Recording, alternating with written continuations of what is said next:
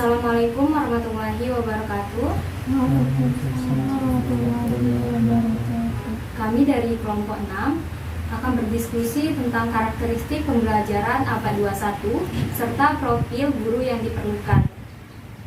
Video ini dibuat untuk memenuhi tugas mata kuliah desain pembelajaran di sekolah dasar dengan dosen pengampu Dr. Andes Sahrial, MED PhD, dan Ibu Sulfina Novianti SPD MPD.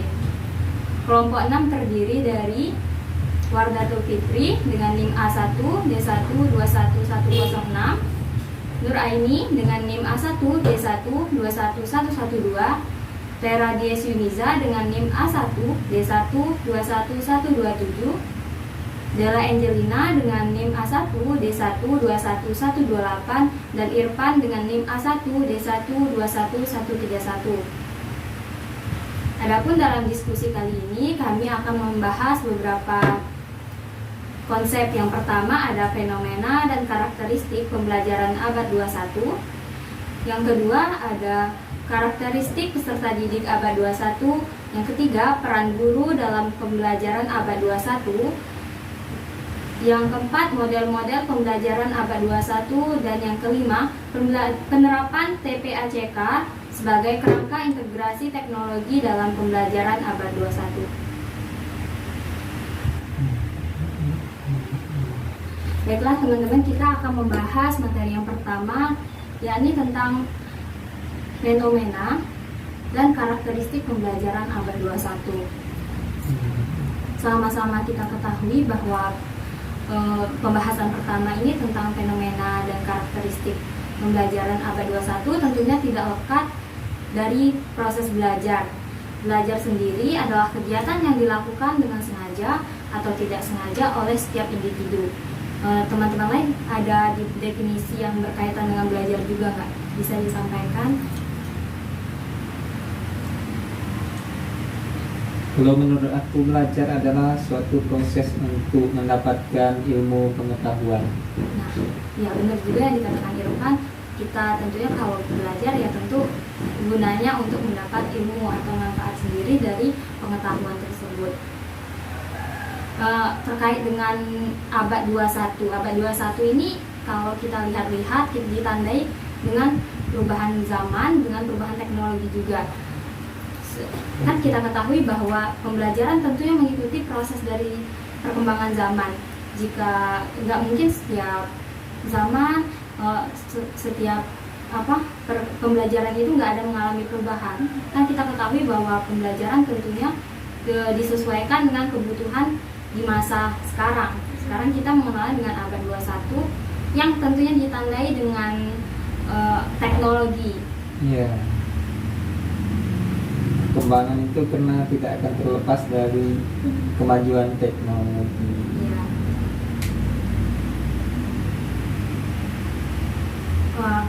Kita ketahui juga kalau pembelajaran abad 21 itu banyak mengalami perbedaan ya dari masa lalu. Dulu pembelajaran dilakukan tanpa memperhatikan standar pembelajaran atau tanpa memperhatikan kebutuhan, dan mungkin pembelajarannya masih bersifat lokal di sekitar tanpa memperhatikan perkembangan dengan negara lain. Jadi kalau sekarang kan sudah adanya kemajuan teknologi, kita bisa melihat dengan mudah mengakses apa-apa saja yang sudah terjadi di luar dari lingkungan kita, bisa kita cari di Google, di YouTube, atau di platform lainnya. Jadi kita sangat mudah untuk menambah wawasan kan. Nah, kita balik lagi nih ke pembahasan kita, fenomena dan karakteristik pembelajaran abad 21. Menurut teman-teman apa sih fenomena dan karakteristik pembelajaran abad 21 yang terjadi sekarang? Kalau menurut aku kita bedah mungkin dari fenomenanya dulu kan. Fenomena itu adalah suatu kejadian, ya kejadian yang kita alami sekarang di dunia pendidikan. Menurut aku sekarang dunia pendidikan sekarang tidak terlepas dari pesatnya kemajuan teknologi. Nah, oleh sebab itu model pengembangan kompetensi guru abad 21 adalah model yang membimbing guru untuk meningkatkan kompetensi profesional sehingga mampu menghadapi generasi milenial yang semakin hari semakin mendekatkan diri dengan teknologi. Oleh sebab itu, guru harus melek perkembangan teknologi juga. Nah, benar yang dikatakan Irfan, dari judulnya saja kita udah mengetahui fenomena dan karakteristik pembelajaran abad 21. Kita kenal abad 21 dengan abad yang sudah majunya akan teknologi dengan iptek. Nah, fenomena tentunya adalah suatu kejadian di mana kita juga pas zaman COVID-19 kemarin kita sangat bergantung dengan teknologi untuk melakukan proses pembelajaran.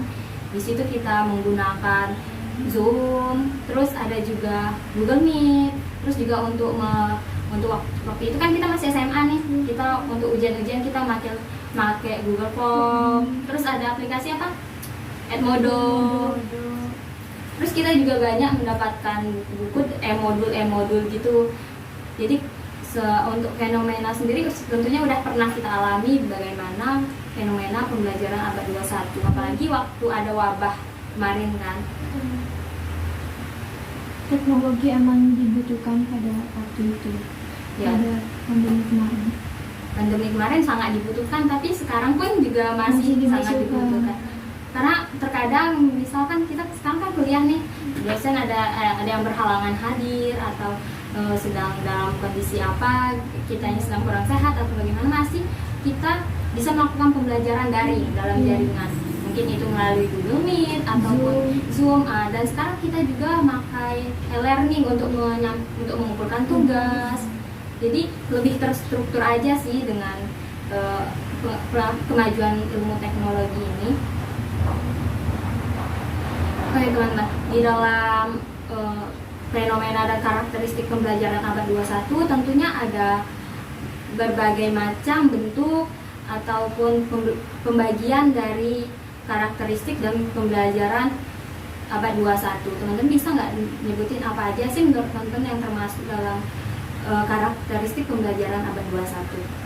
Nah, kalau berdasarkan makalah yang aku dapatkan, karakteristik pembelajaran abad 21, yang pertama mendapatkan, menafsirkan, dan memahami informasi dan layanan kesehatan dasar dan menggunakan informasi dan layanan tersebut dengan cara yang meningkatkan kesehatan. Yang kedua, memahami langkah-langkah pencegahan kesehatan fisik dan mental, termasuk diet yang tepat, nutrisi, olahraga, penghindaran risiko, dan pengurangan stres. Yang ketiga, menggunakan informasi yang tersedia untuk membuat keputusan terkait kesehatan yang sesuai. Yang keempat, menetapkan dan pantau tujuan kesehatan pribadi dan keluarga. Dan yang terakhir, memahami masalah kesehatan dan keselamatan publik nasional dan internasional. Mungkin itu yang bisa. Untuk hal dari warga sepertinya itu terkait dengan dunia kesehatan ya. Iya. Di sini kayak mendapatkan, menafsirkan, memahami informasi, layanan kesehatan. Jadi ini kayaknya cukup berguna juga ya untuk kita di dunia kesehatan selain di dunia pembelajaran atau proses kita belajar. Selain itu teman-teman ada yang mau menyampaikan lagi nggak? Silakan nggak? Aku ada nih terkait sama kemampuan belajar dan inovasi. Nah, karakteristik pembelajaran abad 21 dalam konteks kemampuan belajar dan inovasi ini merupakan suatu keterampilan atau kemampuan yang perlu kita miliki dan dimiliki siswa untuk mendukung mereka dalam kehidupan dan lingkungan kerja dengan berfokus pada kreativitas, pemikiran, komunikasi, dan kolaborasi untuk mempersiapkan diri agar bisa menghadapi masa depan. Kalau ini kalau pembelajaran abad 21 dengan kemampuan belajar dan inovasi sangat bergantung ya dengan topik yang kita bahas kali ini, pembelajaran abad 21. Nah, kita perlu garis bawahi bahwa dalam lingkup kehidupan dan lingkungan kerja, siswa berfokus pada kreativitas, pemikiran kritis, komunikasi, dan kolaborasi. Nah, ini pun menjadi, kalau di modul ajar itu jadi profil pelajar Pancasila itu ada bernalar kritis. Iya. Nah, jadi tentunya dalam inovasi sendiri hal ini sangat berkaitan kan dengan pembelajaran. Nah, Sebenarnya masih banyak sih fenomena-fenomena yang berkaitan dengan karakteristik pembelajaran abad 21. Irfan, ada yang mau disampaikan? Di sini aku menemukan keterampilan informasi, media, dan teknologi pembelajaran abad 21. Di mana yang pertama ada akses informasi yang berlimpah. Yang tentunya kita ketahui sekarang kita dengan sangat mudah untuk mencari informasi dengan gadget. Yang kedua adalah perubahan pesat dalam perangkat teknologi. Sebagaimana yang kita ketahui, perubahan yang sangat pesat terjadi dalam perangkat teknologi kita yang menuntut kita untuk beradaptasi secepat mungkin agar tidak ketinggalan. Dan yang ketiga, sebagaimana yang disampaikan Tera tadi, kemampuan untuk berkolaborasi dan memberikan kontribusi individu dalam skala yang belum pernah terjadi sebelumnya. Untuk bersaing dan bertahan pada masa sekarang ini, maka setiap orang harus memiliki kemampuan atau keterampilan berpikir fungsional dan kritis yang terkait dengan informasi, media, dan teknologi. Nah, ini sangat jelas ya kalau dari yang poin yang Irfan sampaikan, bahwa kita memerlukan keterampilan informasi, media, dan teknologi dalam pembelajaran abad 21. Dari awal udah kita singgung sih sebenarnya ini, dari kita akses informasi yang mudah, jadi banyak platform-platform yang menyediakan informasi. Terus kayak yang sudah Tera sampaikan juga tadi, di sini juga disampaikan ulang bahwa kita perlu kemampuan untuk berkolaborasi dan memberikan kontribusi setiap individu dalam skala yang belum pernah terjadi sebelumnya. Pada masa sekarang ini, apalagi sekarang perubahan pesat dalam perangkat teknologi. Baru sepertinya hampir 6 bulan sekali itu biasanya handphone atau gadget itu udah ada series baru. Jadi kayak kalau kita lambat, tentunya kita tertinggal dalam era sekarang ya. Selain untuk kita punya keterampilan, kita juga punya akses untuk mengevaluasi informasi. Sekarang juga karena dari awal perkembangan pesat, mudah dapat informasi, kita juga punya waktu yang efisien untuk melakukan atau mengevaluasi informasi. Dan tentunya kita bisa lebih selektif dalam mencari sumber supaya sumber itu efektif. Jangan mentah-mentah aja kita terima kan ada berita, misalkan ada hutan di Jambi kebakaran gitu.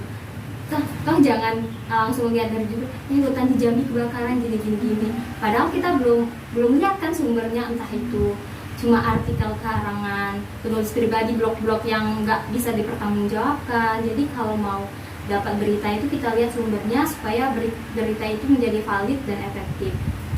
Nah, untuk mengevaluasi juga kita harus punya penalaran yang kritis, karena ya kayak tadi, jadi bisa-bisa kita salah menyebarkan informasi, jadi sesebarlah hoax. Jadi kayak kita kalau untuk teknologi ini emang harus bijak dan hati-hati sekali sih. Jangan sampai disalahgunakan. Nah benar, jangan sampai kita menyalahgunakan kemajuan iptek ini untuk menyebarkan informasi palsu. Kalau poin-poin yang lain sih lebih ke arah menggunakan teknologi dalam pembelajaran, dari hal memfokuskan, terus metode pembelajaran dari inovatif. Itu emang berkaitan langsung dengan bagaimana kita merancang dan sebagai guru kita merancang dan melakukan proses pembelajaran di kelas. Nah, kita juga perlu membahas pengembangan profesionalisme pembelajaran abad 21. Ini berkaitan dengan profesionalisme guru kita sebagai pendidiknya. Teman-teman ada yang mau menyampaikan beberapa poin terkait karakteristik pembelajaran abad 21 terkait dengan pengembangan profesionalisme? Dari sumber yang aku baca tentang karakteristik pembelajaran abad 21 terkait dengan pengembangan profesionalisme guru. Yang pertama itu ada menyoroti cara guru untuk memanfaatkan memanfaatkan peluang dalam mengintegrasikan keterampilan abad ke-21 dan strategi pengajaran ke dalam praktik kelas dan membantu mereka mengidentifikasi kegiatan apa yang mereka kurangi penekanannya. Yang kedua, menyeimbangkan instruksi langsung dengan metode pengajaran berorientasi proyek. Yang ketiga ada menggambarkan bagaimana pemahaman yang lebih dalam tentang materi pelajaran benar-benar dapat meningkatkan pemecahan masalah, pemikiran kritis, dan keterampilan abad ke-21. Terus mengaktifkan komunitas pembelajaran abad 21 dengan menggunakan teknologi dan media bagi para guru yang menjadi model pembelajaran kelas yang paling mempromosikan keterampilan abad ke-21 bagi siswa. Terus yang terakhir ada mengembangkan kemampuan guru untuk mengidentifikasi gaya belajar tertentu, kecerdasan, kekuatan, dan kelemahan siswa. Bagus, mudah disampaikan Dela. Jadi kita kayak poin utama di poin yang pertama menyoroti cara guru untuk memanfaatkan peluang. Jadi di dalam hal ini guru harus pintar-pintar memanfaatkan peluang dalam kemajuan iptek ini untuk mengasah kemampuannya dan membuat strategi pembelajaran yang bagus, yang tepat untuk anak di kelas, untuk peserta didik di kelas. Dan kita harus pandai-pandai juga melihat kegiatan apa saja yang kurang cocok dalam tujuan pembelajaran tersebut. Dalam hal ini mungkin memanfaatkan peluang bisa jadi kita menggunakan media pembelajaran untuk merangsang pengetahuan siswa, bisa menampilkan video di awal untuk mengarahkan siswa pada fokus pembelajaran pada hari ini. Yang kedua ini kayak menyeimbangkan instruksi langsung dengan metode pembelajaran berorientasi proyek. Nah di sini mungkin setelah mendapatkan misalkan hari ini belajar IPA, kita sudah membelajarkan materi, minggu depan kita akan melakukan percobaan. Jadi seimbang antara kita dengan materi, dengan proyek langsung. Jadi siswa tuh nggak melulu dikasih materi-materi, jadi cuma paham ada praktikum, jadi nggak bingung gitu kan. Kalau dilakukan secara langsung mungkin siswa akan lebih paham terhadap materi yang kita pelajari. Ibarat tidak cuma teori, langsung praktek. Nah ya mungkin bisa satu hari itu kita sampaikan teorinya 15 menit, sisanya ada 20 menit kita praktikum. Atau dalam kita melakukan praktikum, kita sampaikan juga materi-materi di sela-sela kegiatan praktikum. Jadi siswa dapat langsung lebih paham, dapat langsung melakukan kan, jadi lebih melekat ilmunya Karena mereka mencoba sendiri. Nah ya poinnya di sini jadi menambah wawasan dan keterampilan siswa. Di sini juga guru harus mampu memahami berbagai macam karakteristik peserta didik dalam menentukan model pembelajaran, strategi maupun tekniknya. Tentu guru menggunakan sintaks juga kan. Nah juga menggunakan sintaks juga harus memperhatikan karakteristik peserta didik. Jangan sampai anak kelas awal atau kelas rendah udah diajak dikasih materi yang terlalu tinggi, takutnya kan kesulitan siswanya. Sepertinya udah cukup deh kita bahas di pembahasan fenomena dan karakteristik pembelajaran abad 21. Kali ini kita bahas pembahasan yang kedua, karakteristik peserta didik abad 21. Tadi sebenarnya dari awal udah kita singgung-singgung sih tentang karakteristik peserta didik. Nah, teman-teman, menurut teman-teman apa sih karakteristik peserta didik? Nah, karakteristik peserta didik ini mempunyai 5 aspek keterampilan, yaitu ada keterampilan komunikasi, keterampilan berpikir kritis, keterampilan pemecahan masalah, dan ada keterampilan berpikir kreatif dan inovatif. Kelima aspek ini dapat tercapai melalui tahapan pembelajaran yang dilakukan baik secara formal maupun informal.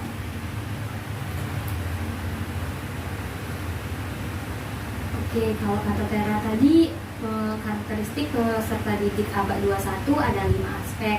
Benar, memang ada aspek komunikasi, keterampilan berpikir kritis, pemecahan masalah, kreatif, dan inovatif. Teman-teman lain ada definisi atau hal yang mau disampaikan nggak terkait 5 aspek ini? Oke, kalau itu kata Tera tadi, 5 aspek ini dapat tercapai melalui tahapan pembelajaran yang dilakukan secara formal maupun informal. Jadi 5 aspek ini mungkin bisa didapatkan siswa di lingkungan sekolah atau di lingkungan rumahnya. Bisa jadi kelima aspek ini bisa diasah dengan bagaimana setiap hari orang tuanya mendidik anaknya di rumah atau mendidik dari kecil atau pembiasaan diri dari lingkungan keluarganya. Nah, di sekolah tentunya guru akan mengasahnya lagi. Jadi kan karakter itu lebih kuat, dan mungkin ada beberapa karakter yang seperti anak kan apalagi di kelas awal masih sulit mengontrol emosi kan. Jadi melalui keterampilan komunikasi gurunya mungkin bisa mengkomunikasikan ke siswa untuk apa sih hal yang boleh dilakukan, apa hal yang tidak boleh dilakukan. Peran itu bisa berarti juga proses perubahan perilaku seseorang ke arah yang positif. Nggak melulu dia harus ranking 1, nggak melulu dia harus yang paling cerdas di kelas, tapi mungkin dari anak yang murung, pendiam, jadi anak yang lebih sedikit terbuka, ceria, dan misalkan anak itu masih mengeja, membacanya pelan-pelan akan diajarkan supaya bisa lancar membaca. Jadi nggak melulu kita harus bilang kalau belajar, kalau anaknya nggak ranking 1 itu berarti nggak berhasil, nggak gitu. Jadi kalau mau proses belajar itu diukurnya dengan hal seperti itu, tentunya banyak sekali guru yang gagal dalam melaksanakan proses pembelajaran. Dalam pembelajaran juga kita kan tahu kalau setiap kegiatan pembelajaran itu pasti ada evaluasi kan. Gunanya evaluasi kan untuk mengetahui sebatas mana sudah tercapainya tujuan pembelajaran. Kalau memang anaknya sudah di atas 60% berhasil mencapai tujuan pembelajaran, pasti ada yang tertinggal 40%, itu dilakukan kegiatan remedial dan pengayaan untuk anak-anak yang udah berhasil dan mencapai tujuan pembelajaran. Nah, jika di bawah 60%, yang perlu dipertanyakan adalah bagaimana proses pembelajaran yang diciptakan oleh gurunya. Kalau memang penciptaan ada yang salah, mungkin gurunya bisa mengevaluasi diri, bisa mengubah apakah mungkin metode pembelajaran ini kurang cocok dengan anak-anak kelas awal, jadi dirubahnya lah menjadi yang lebih cocok. Jadi yang dievaluasi bukan cuma peserta didik tapi juga guru. Nah iya, terkadang kan kayak zaman sekarang tuh kayak kalau nggak berhasil guru-gurunya nyalahin siswanya yang kurang nangkep, padahal kadang gurunya yang terlalu tinggi menggunakan strategi pembelajaran atau model pembelajaran. Nggak mungkin lah anak kelas 1 dituntut harus bisa membaca dengan membaca cepat. Nah, dia membaca aja masih ngeja-ngeja, belum lancar. Mau disuruh membaca cepat, apalagi anak kelas 1 disuruh sudah bisa membuat laporan praktikum. Nah, dia baca aja belum benar, belum lancar, disuruh buat laporan praktikum, kan agak kurang etis gitu. Terkadang kesalahan guru sekarang itu mereka memakai metode yang sama dalam mengajarkan kelas yang A dengan yang B, sementara karakteristik siswanya itu berbeda. Iya, kadang nggak mesti kayak tiap kelas gitu. Kadang satu kelas pun juga siswanya berbeda-beda kan karakteristiknya. Ada yang cepat nangkap, ada yang agak kesulitan memahami. Benar. Maka poin utama kalau dalam proses pembelajaran itu gurunya harus cerdas dalam memilih strategi, teknik maupun model pembelajaran. Nah, kalau kita amati lagi karakteristik siswa abad 21 dapat kita tampilkan melalui beberapa hal.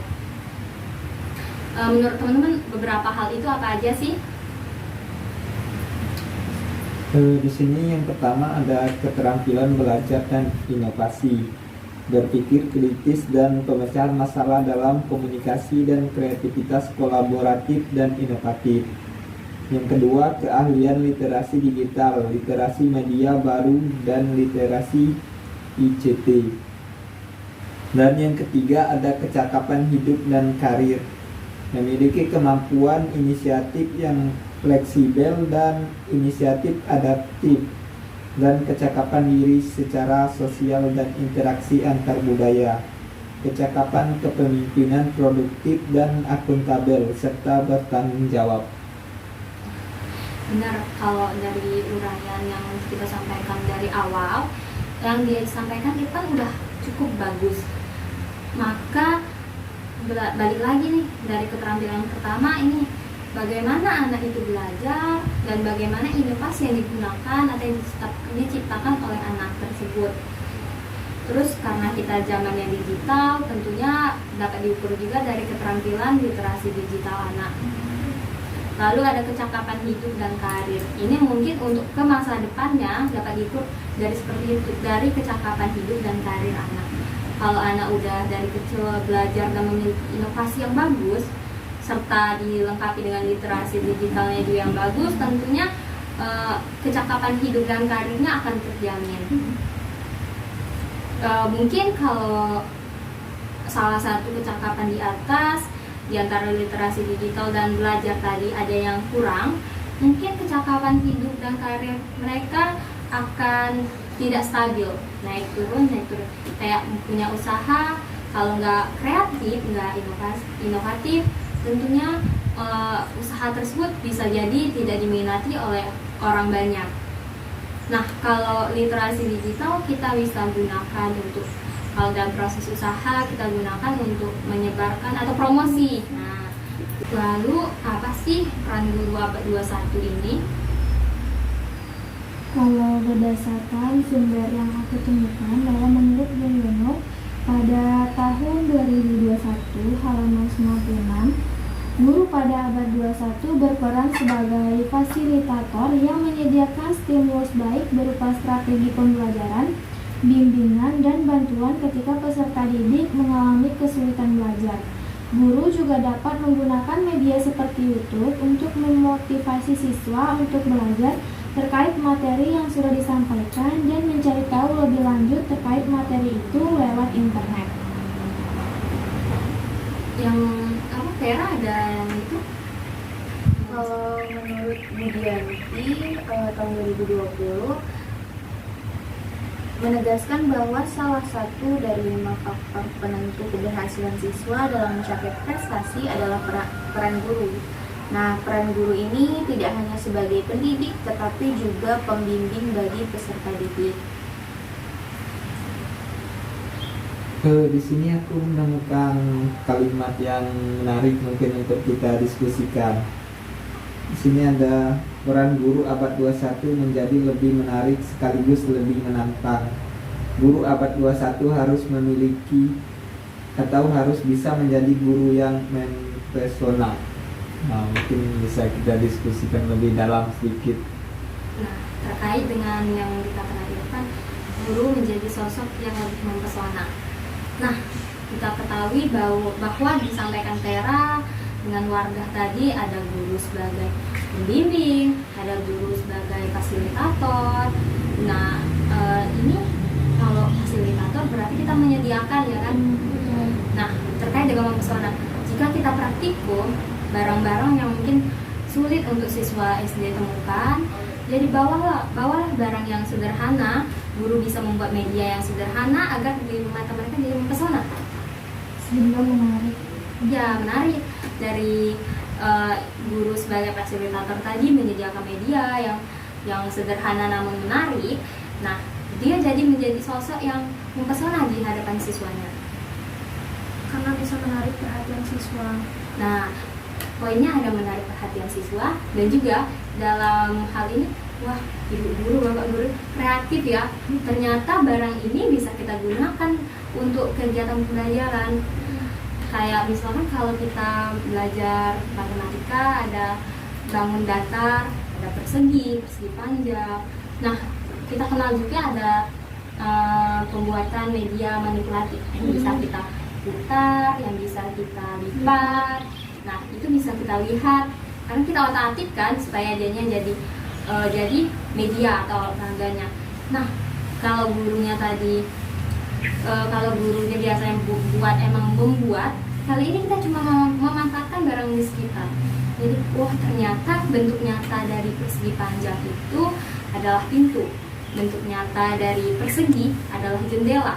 Jadi di sini memang gurunya harus menjadi fasilitator yang punya inovasi, yang berpikir kritis, berpikir kreatif untuk memanfaatkan benda-benda nyata sebagai bentuk atau wujud dari pembelajaran kita.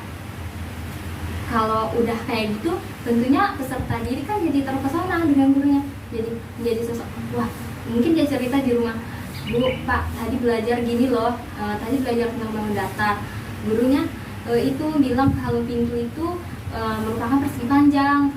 Aku selama ini nggak tahu, padahal kalau persegi panjang itu bentuknya kayak gitu. Mungkin terus jadi jendela itu katanya bentuknya persegi, tapi nggak semua bentuk jendela persegi sih. Jadi guru harus mencontohkannya dengan emang bentuk yang sesuai dengan bangun datanya tadi. Dari yang Aini jelaskan tadi, aku bisa menangkap mungkin mempesona di sini adalah bagaimana cara gurunya mengajar.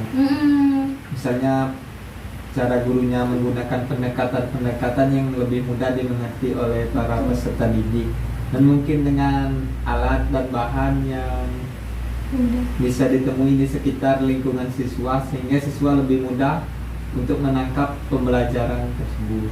Ya, jadi memang guru ini, apalagi guru kita kenal sebagai motivator. Kadang tuh apalagi guru menjadi contoh siswa gurunya seperti ini, misalkan gurunya galak, marah-marah, terus emosi, mungkin anak didiknya menjadi terbentuk emosi yang meluap-luap, meledak-ledak juga kan. Jadi kalau gurunya sabar, memberi pengertian kepada siswanya, mungkin siswanya akan mengerti. Jadi, nggak mungkin kan anak itu nanya, terus kita bilang, kamu ini nggak tahu ya dari tadi, kamu ini nggak ngerti-ngerti. Makanya perhatiin, jangan gituin. Jadi kayak kita melakukan pendekatan yang halus gitu, jadi biar sosok kita bisa dicontoh dari anak. Ini nggak agak ibu aja marah-marah terus, karena kami mau dapat ilmu dari ibu aja kerjanya marah-marah. Kami bisanya ke ibu marah-marah, nanti katanya kayak gitu kan. Jadi memang kalau mau jadi guru cukup berat, kita harus kenal karakteristik, kita harus bisa menjaga sikap kita. Ya memang kayak gitu sejatinya mau jadi guru. Yang dipikir orang gampang, kalah tinggal belajar anak SD lo gampang, mudah. Nggak tahu juga kan, kita harus kenal dulu karakteristiknya, kenal juga bagaimana lingkungan jadi rumah. Karena kan salah satu yang kita bisa lihat dari cara belajarnya itu bagaimana kondisi lingkungan dan kondisi keluarganya. Karena kita harus mengenal dan juga kita harus menentukan hal-hal yang tepat untuk apa, mungkin itu strateginya, modelnya untuk siswa tersebut. Kan kayak tadi disampaikan oleh teman-teman kalau setiap siswa itu punya karakteristik yang berbeda. Gak mungkin mentang-mentang umurnya kelas 1 umurnya 6-7 tahun semuanya sama sifatnya, anaknya paling manja-manja gitu. Enggak juga, ada juga anak yang emang udah mandiri karena didikan orang tuanya di rumah.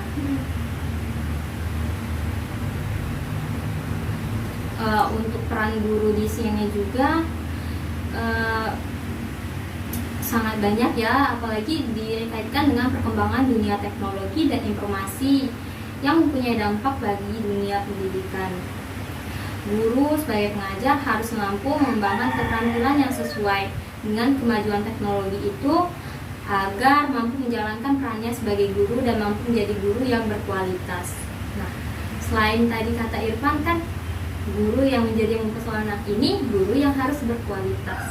Berkualitas ini ya tadi mampu menjalankan sintaks dari model-model pembelajaran dengan tepat, mampu menganalisis bagaimana karakter anak didiknya, mampu menghadapi karakter anak didik yang berbagai macam dengan latar belakang yang berbeda-beda. Juga kita mengenal ada soft skill atau 7 survival skill for 20th century. Ada berpikir kritis dan pemecahan masalah, kolaborasi lintas jaringan, kelincahan dan kemampuan berjaringan. Ini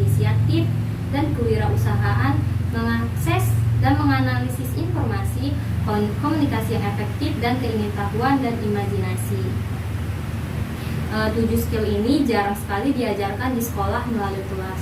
Seorang guru jika memahami 7 skill tersebut untuk kehidupan abad 21 dan mampu menjelaskannya pada peserta didik, maka tentu saja kualitas peserta didik berkembang serta memiliki pemahaman terhadap skill yang dibutuhkan pada abad 21.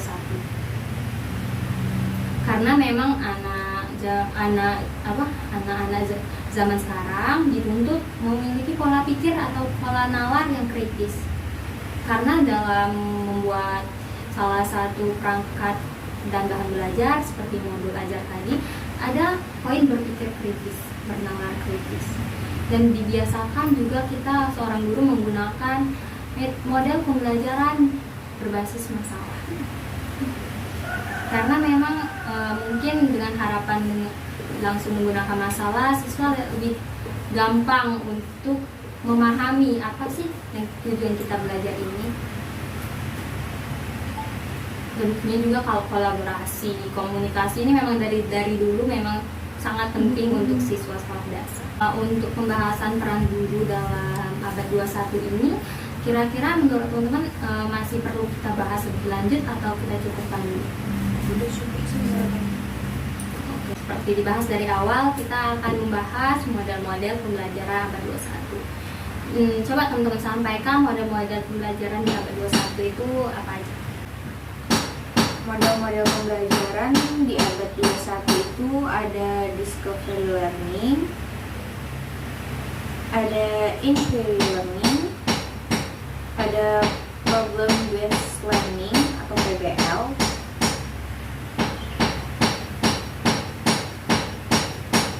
dan ada model blended learning atau MBL.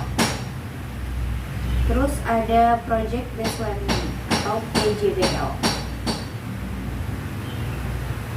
Oke, jadi kita bahas yang pertama ya, dari discovery learning. Ini kalau dengar dari judulnya kan asing nih, menurut teman-teman apa sih ini discovery learning? Nah, menurut Jeremy Brunner, discovery learning adalah metode belajar yang mendorong siswa untuk mengajukan pertanyaan dan menarik kesimpulan dari prinsip-prinsip umum dan praktis, contohnya pengalaman. Nah, yang menjadi dasar ide Brunner ialah terdapat dari pelajar yang menyatakan bahwa anak harus berperan aktif dalam belajar di kelas. Nah, untuk itu Brunner memakai cara dengan apa yang disebut discovery learning, yaitu di mana murid mengorganisasikan bahan yang dipelajari dengan bentuk akhir. Kalau menurut Bella gimana nih discovery learning ini? Kalau dari salah satu ahli yaitu Will Chalks dalam Slavin tahun 1977. Pembelajaran discovery learning ini adalah pembelajaran dengan penemuan siswa, dan siswa ini didorong untuk belajar sebagian besar melalui keterlibatan aktif mereka sendiri dengan konsep dan prinsip-prinsip, dan guru juga ikut mendorong siswa untuk memiliki pengalaman dengan melakukan percobaan yang memungkinkan mereka menemukan prinsip-prinsip untuk diri mereka sendiri. Berkaitan sama yang sudah diberitahukan cara tadi, yaitu berkaitan dengan pengalaman siswa. Kalau menurut Wardah gimana sih discovery learning ini? Nah, kalau berdasarkan sumber yang aku dapat, discovery learning menurut Bill pada tahun 1978 itu merupakan belajar penemuan, yang mana belajar yang terjadi sebagai hasil dari siswa memanipulasi, membuat struktur dan mentransformasikan informasi sedemikian sehingga ia menemukan informasi baru. Dalam belajar penemuan, siswa dapat membuat perkiraan atau conjecture, merumuskan suatu hipotesis dan menemukan kebenaran dengan menggunakan proses induktif atau proses deduktif, melakukan observasi dan membuat ekstrapolasi. Oke, dari tiga hal yang disampaikan teman-teman, kita ngambil singkatnya discovery learning ini belajar penemuan. Iya. Belajar dari lingkungan ataupun dari lingkungan dan juga pengalaman siswa. Nah, dalam belajar dalam menggunakan model discovery learning, tentunya ada beberapa peran guru ya yang perlu diperhatikan dalam hal ini. Menurut Irfan, apa sih peran-peran guru dalam pembelajaran penemuan ini? Peran yang pertama itu merencanakan pembelajaran sedemikian rupa sehingga pembelajaran itu terpusat pada masalah-masalah yang tepat untuk diselidiki para siswa. Yang kedua, menyajikan materi pembelajaran yang diperlukan sebagai dasar bagi para siswa untuk memecahkan masalah. Sudah seharusnya materi pembelajaran itu dapat mengarah pada pemecahan masalah yang aktif dan belajar penemuan. Misalnya dengan menggunakan fakta-fakta yang berlawanan. Terus guru juga harus memperhatikan cara penyajian yang enak, konik, dan simbolik. Dan bila siswa memecahkan masalah di laboratorium atau secara teoritis, guru hendaknya berperan sebagai seorang pembimbing atau tutor. Guru hendaknya jangan mengungkapkan terlebih dahulu prinsip atau aturan yang akan dipelajari, tetapi ia hendaknya memberikan saran-saran bila mana diperlukan. Sebagai tutor, guru sebaiknya memberikan umpan balik pada waktu yang tepat. Oke. Nah, dari hal-hal yang disampaikan Irfan, tentu kita nambah lagi nih poinnya kalau mau jadi guru. Dalam menggunakan model discovery learning, kita harus mempunyai kemampuan untuk merencanakan pembelajaran yang terpusat pada masalah, tapi harus tepat untuk siswa. Jadi kayak misalkan kita bilang bahwa sampah itu bisa merusak lingkungan. Kok ibu bilang sampah merusak lingkungan?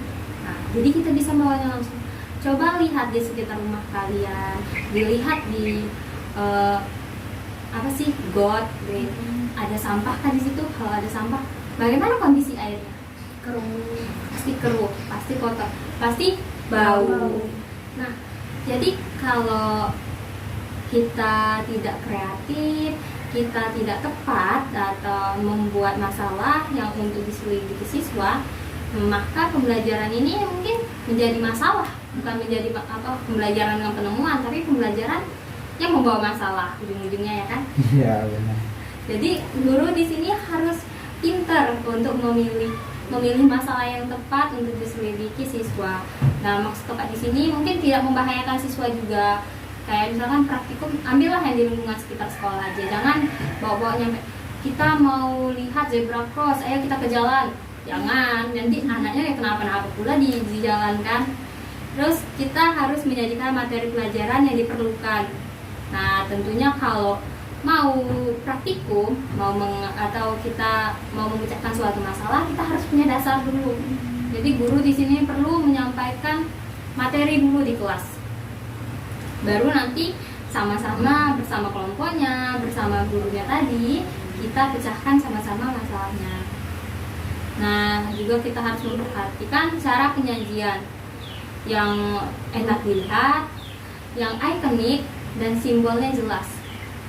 Soalnya kalau mau belajar tentang pencemaran lingkungan, mungkin di situ ada air yang bisa kita lihat, terus ada mungkin asap. Nah, nanti kita ketahui sama-sama dengan dari sebuah teks atau dari sebuah gambar itu penyebab utamanya air keruh itu apa, penyebab utamanya banyak kabut asap itu apa. Nah, ini yang poin keempat, kita harus memecahkan masalah di laboratorium atau secara teori. Guru hendaknya berperan sebagai seorang pembimbing atau tutor, bukan sebagai penyedia informasi. Bukan langsung penyebab dari kabut asap adalah kebakaran hutan seluas segini. Terus penyebab kebakaran rumah itu adalah konsleting listrik. Kan kalau udah disebutkan gitu, anaknya mau ngapain lagi? Udah tahu masalah utama dari kejadian itu. Nah, jadi gurunya di sini harus bimbing supaya dianya mencari tahu.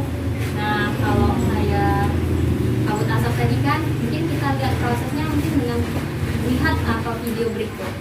Ada pembakaran, ada kebakaran hutan, lalu ada apa setelah itu? Ada asap. Nah, jadi oh ternyata gara-gara kebakaran hutan itu terjadilah kabut asap. Jadi ibaratnya siswa itu menemukan sendiri prinsip-prinsip pembelajaran, sedangkan guru tadi memfasilitasi Iya, proses.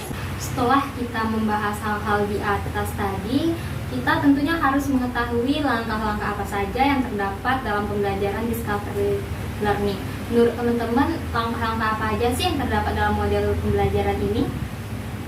Berdasarkan sumber yang saya temukan, langkah-langkah pembelajaran discovery learning terdiri dari 6 langkah. Yang pertama stimulation atau stimulus, yang kedua problem statement atau pernyataan atau identifikasi masalah, yang ketiga data collection atau pengumpulan data, yang keempat data processing, yang kelima verification atau pembuktian, dan yang terakhir generalization atau menarik kesimpulan atau generalisasi. Oke, jadi secara umumnya langkah-langkahnya tadi ada 6 ya kan? Ada stimulusnya, ada pernyataan atau identifikasi masalahnya, ada pengumpulan data, yang ada apa juga pengkodean atau kategorisasi masalah tadi atau data-data tadi. Terus kita melakukan pembuktian dan terakhir kita menarik sebuah kesimpulan. Kita lanjut aja ya langsung ke model pembelajaran yang kedua, ada inquiry learning. Menurut Tera, inquiry learning ini terkait dengan model pembelajaran yang seperti apa sih? Model pembelajaran inquiry adalah model pembelajaran yang mempersiapkan siswa pada situasi untuk melakukan eksperimen sendiri. Nah, sehingga dapat berpikir secara kritis dan mencari serta dapat menemukan jawaban dari suatu masalah yang dipertanyakan. Nah, dari model pembelajaran inquiry learning ini bertujuan untuk mengembangkan kemampuan berpikir secara sistematis, logis, dan kritis, atau mengembangkan kemampuan intelektual sebagai bagian dari proses mental. Oke, dari pernyataan Tera tadi kita bisa garis bawahi bahwa inquiry learning adalah pembelajaran dengan eksperimen, melakukan eksperimen.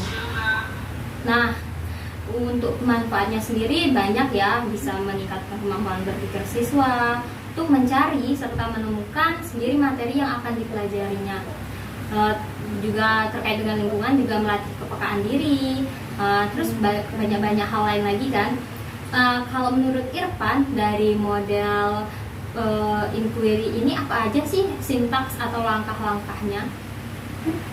Langkah-langkah model pembelajaran inquiry learning ini, yang pertama ada orientasi, di mana orientasi ini adalah membina suasana atau iklim pembelajaran yang responsif. Guru mengkondisikan agar siswa siap melaksanakan proses pembelajaran. Yang kedua adalah merumuskan masalah. Nah, membawa siswa pada suatu persoalan yang mengandung teka-teki. Persoalan yang disajikan adalah persoalan yang menantang siswa untuk berpikir dalam memecahkan masalah teka-teki itu. Dan yang ketiga adalah merumuskan hipotesis. Hipotesis adalah jawaban sementara, jadi perlu diuji kebenarannya, dan bukan sembarang perkiraan, tetapi harus memiliki landasan berpikir yang kokoh, sehingga hipotesis itu bersifat rasional dan logis. Selanjutnya, mengumpulkan data.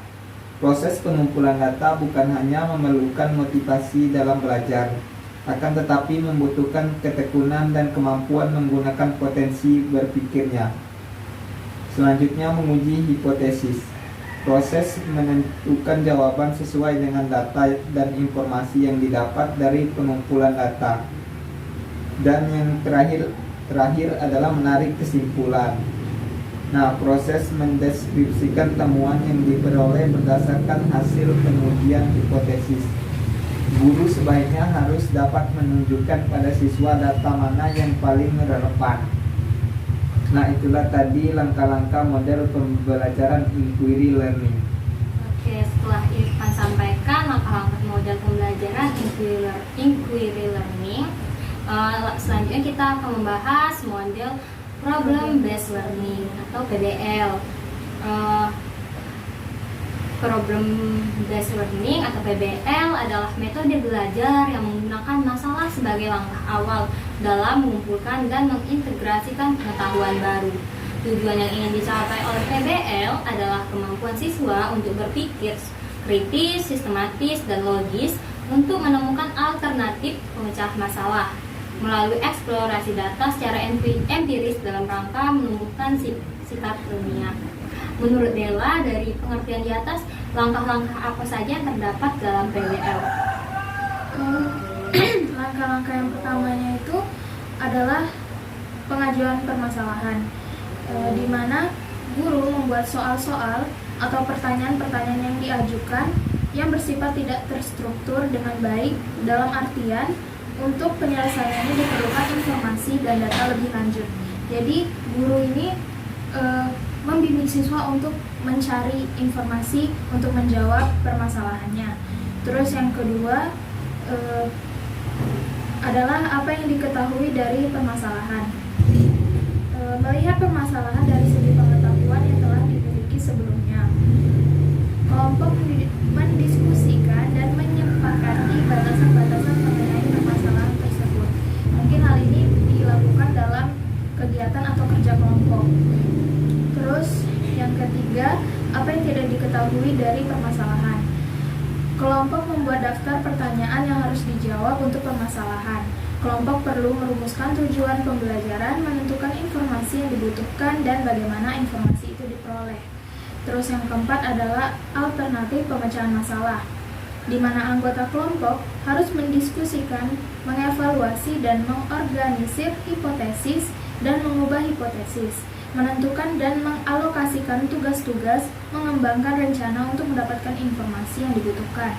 Lalu yang kelima adalah laporan dan persentase hasil. Kelompok akan menulis laporan hasil kerja kelompoknya. Setiap kelompok menjelaskan konsep yang terkandung dalam permasalahan yang diajukan dan penyelesaiannya dapat mereka ajukan. Terus yang keenam ada pengembangan materi, di mana pengembangan materi ini dilakukan oleh guru. Guru akan mengembangkan materi yang akan dipelajari lebih lanjut dan mendalam dan memfasilitasi pembelajaran berdasarkan konsep-konsep yang diajukan oleh setiap kelompok dalam laporannya. Berarti bisa kita simpulkan kalau pembelajaran project based learning ini dilakukan secara berkelompok oleh siswa, tetapi tetap di bawah bimbingan atau pengawasan guru. Ya benar sih, sudah benar yang dikatakan Della. Nah, untuk langkah-langkah PBL ini kita dapat secara ringkasnya kita tahu harus ada masalah dulu, harus ada masalah yang diajukan oleh guru. Lalu dari masalah tersebut, langkah keduanya siswa harus menganalisis apa aja sih yang terjadi dalam masalah itu. Sudah menganalisis tersebut, menurut kelompoknya apa aja sih yang harusnya ada dalam permasalahan. Jadi dibuatnya dalam daftar pertanyaan. Setelah ada daftar pertanyaan, nah kelompok tersebut memecahkanlah masalah itu menggunakan alternatif pemecahkan masalah dari kegiatan diskusi, lalu ada evaluasi. Nah, terus nanti membuat sebuah hipotesis atau kesimpulan. Nah, terus kelompok itu nanti akan membuat laporan dan mempresentasikannya di depan kelompok lain. Nah, dalam laporan dan presentasi hasil ini nanti guru menjadi fasilitas untuk menerima semua laporan dari siswa, lalu akan mengembangkan lagi materinya menjadi satu kesimpulan yang utuh. Untuk ini udah cukup jelas tadi disampaikan Della juga tentang langkah-langkahnya. Kita lanjut ke model selanjutnya, ada project based learning. Kalau menurut Wardah, project based learning ini apa sih? Setelah kita bahas model PBL, kita ketemu dengan model PJBL atau project based learning. Menurut Wardah, apa sih project based learning itu? Kalau berdasarkan sumber yang aku temukan, PJBL menurut Glenn pada tahun 2002, metode proyek berasal dari gagasan John Dewey tentang konsep learning by doing, yaitu proses perolehan hasil belajar dengan mengerjakan tindakan-tindakan tertentu sesuai dengan tujuan. Kalau menurut Irfan, apa sih PJBL itu? Dari sumber yang saya dapatkan, PJBL adalah pengetahuan siswa akan berkembang saat siswa menghadapi pengalaman baru yang memaksa untuk membangun dan memodifikasi pengetahuan awal. Oke, kalau dari dua definisi itu kita simpulkan ya, kalau PJBL itu metode pembelajaran yang menggunakan proyek atau kegiatan sebagai media untuk mengetahui suatu informasi. Nah, langkah-langkah PJBL itu ada apa aja sih, Del?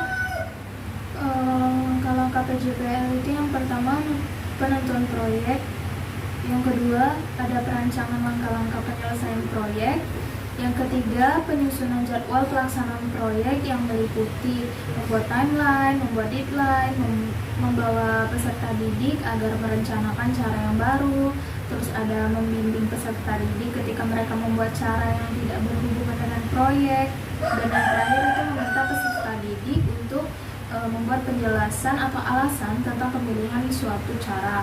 Terus yang keempat, penyelesaian proyek dengan fasilitasi dan monitoring oleh guru. Yang kelima ada penyusunan laporan dan persentase atau publikasi hasil proyek. Terus yang terakhir, guru melakukan evaluasi terhadap proses atau hasil proyek yang dilakukan oleh siswa. Oke, jadi langkah-langkahnya udah cukup jelas disampaikan oleh Dela. Ada 6 langkah dari penentuan proyek hingga evaluasi proyek dan hasil proyek. Kalau untuk PJBL ini udah cukup jelas dari judulnya, yaitu Project Based Learning, berarti kita belajar berbasis dari proyek. Lanjut kita bahas tentang model Blended Learning atau MBL. Model Blended Learning adalah kegiatan pembelajaran yang menggabungkan kegiatan belajar tatap muka dengan kegiatan belajar online. Nah, kalau MBL ini sering kita lakukan mungkin pada tahun 2021 masih ada virus corona yang ada, kita ada fase atau zona merah, zona kuning. Jadi udah boleh tatap muka, tapi ternyata nanti itu masuk zona orange lagi, kita disuruh online lagi. Jadi kita menggunakan dua kegiatan pembelajaran, ini dari tatap muka secara langsung atau kita melalui online dalam jaringan. Mungkin kalau MBL ini sekarang mungkin sudah jarang digunakan lagi karena kita udah alhamdulillah terlepas dari COVID-19 ya kan. Oke, kita akhirnya sampai ke pembahasan yang terakhir, yakni penerapan TPACK sebagai kerangka integrasi teknologi dalam pembelajaran abad 21. Kalau menurut Tera, TPACK ini apa sih? Teknologi Pedagogical Content Knowledge yang disingkat dengan TPACK merupakan salah satu jenis pengetahuan baru yang harus dikuasai oleh guru agar dapat mengintegrasikan teknologi dengan baik dalam pembelajaran. Nah, TPACK ini juga terbentuk atas 3 perpaduan: teknologi knowledge atau TK, content knowledge atau CK, dan pedagogical knowledge atau PK. Nah, dari 3 perpaduan tadi dapat menghasilkan pengetahuan baru, yaitu technological pedagogical knowledge atau TPK dan technological content knowledge atau TCK, serta pedagogical content knowledge atau PCK dan technological pedagogical content knowledge. Nah, baiklah. Jadi dari hal-hal yang disampaikan Tera tadi, kita tahu bahwa TPACK ini berkaitan dengan teknologi dan pedagogi konten kita dalam pembelajaran. Nah, dalam abad 21, TPACK ini tentunya sangat berpengaruh dalam pembelajaran. Tentunya penerapan TPACK tadi sudah disampaikan juga bahwa ada dalam pengetahuan materi, pengetahuan pedagogis, pengetahuan teknologi, pengetahuan pedagogi dan materi, pengetahuan teknologi dan materi, pengetahuan tentang teknologi, Nah, terus ada pengetahuan tentang teknologi, pedagogi, dan materi. Inilah TPACK tadi. Nah, TPACK ini di mana guru memiliki pengetahuan yang komprehensif tentang teknologi digital, pengetahuan tentang proses dan strategi pembelajaran, serta pengetahuan tentang bidang studi atau materi pembelajaran. Jadi dalam TPACK ini lebih ke bagaimana guru bisa menggunakan teknologi dalam proses pembelajaran.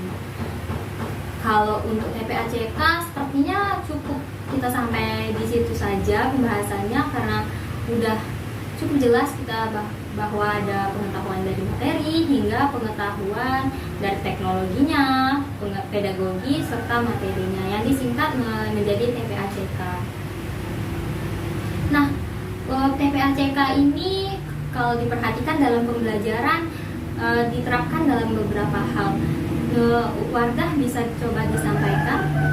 Nah, kalau penerapan TPACK dalam pembelajaran, yang pertama menggunakan TIK untuk menilai peserta didik, yang kedua menggunakan TIK untuk memahami materi pembelajaran, yang ketiga mengintegrasikan TIK untuk memahami peserta didik, yang keempat mengintegrasikan TIK dalam rancangan kurikulum sebagai kebijakan, yang kelima mengintegrasikan TIK untuk penyajian data, yang keenam mengintegrasikan TIK dalam strategi pembelajaran, yang ketujuh menerapkan TIK untuk pengelolaan pembelajaran, dan yang terakhir mengintegrasikan TIK dalam konteks mengajar. Mungkin itu yang bisa saya sampaikan mengenai penerapan TPACK dalam pembelajaran. Oke, jadi kalau TPACK ini identik dengan teknologi informasi dan komunikasi. Nah, ini bisa dari hal menilai, pengelolaan pembelajaran, terus cara kita mengajar pun juga menggunakan TPACK. Mungkin sekian pembahasan kita pada diskusi kali ini. Kita sudah membahas tentang fenomena dan karakteristik pembelajaran abad 21, terus membahas karakteristik siswa abad 21, terus juga kita membahas peran guru dalam abad 21. Lalu yang keempat kita membahas model-model yang diterapkan dalam pembelajaran abad 21, serta yang terakhir tadi kita penerapan TPACK. Jadi mungkin diskusi kita cukupkan pada kali ini. Nah, minggu depan kita akan diskusi lagi dengan topik baru lagi. Tentunya masih dengan kelompok yang sama. Kami dari kelompok 6 mohon maaf apabila ada kesalahan atau kekurangan dalam kegiatan diskusi kali ini. Kami akhiri dengan ucapan wassalamualaikum warahmatullahi wabarakatuh.